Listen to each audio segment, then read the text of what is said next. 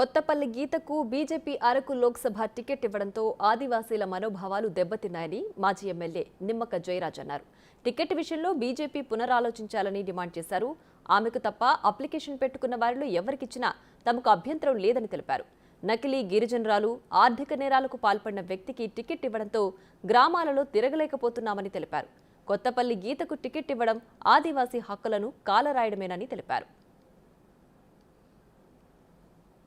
Parliament seat శ్రీమతి కొత్తపల్లి గీత గారు, ఆమెకి Bharatiya Janata party ఉమ్మడి అభ్యర్థిగా ప్రకటన చేయడం అన్నది ఆదివాసీ అరకు పార్లమెంటు మొత్తం మీద కూడా చాలా తీవ్ర నిరాశకు గురవడం జరుగుతుంది.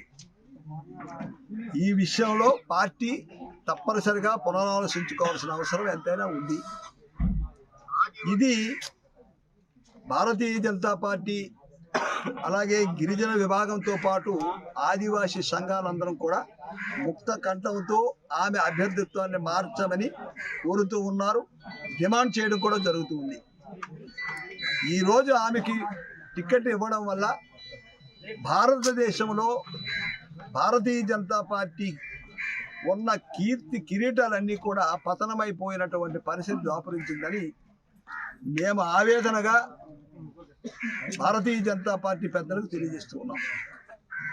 తక్షణమే స్పందించి మా యొక్క ఆవేదనను గమనించి ఆమెని మార్చి నిజమైన గిరిజనులు ఆమెతో పాటు అప్లికేషన్ పెట్టుకున్నటువంటి 5గురులు ఏ ఒక్కరికి ఇచ్చినా అభ్యంతరం లేదని మేమందరం అభిప్రాయపడుతున్నాం.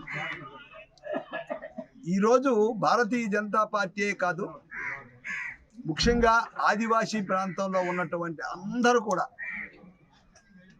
ఈమె అవినీతి పరురాలని, నకిలీ గిరిజనురాలని, అలాగే ప్రత్యేకంగా ఆర్థిక నేరాలలో శిక్షకు గురైనటువంటి వ్యక్తే ఈ భారతీయ జనతా పార్టీకి అభ్యర్థిగా దొరికారా అని ఏ గ్రామానికి వెళ్ళినా మాకు ప్రశ్నిస్తూ ఉన్నారు.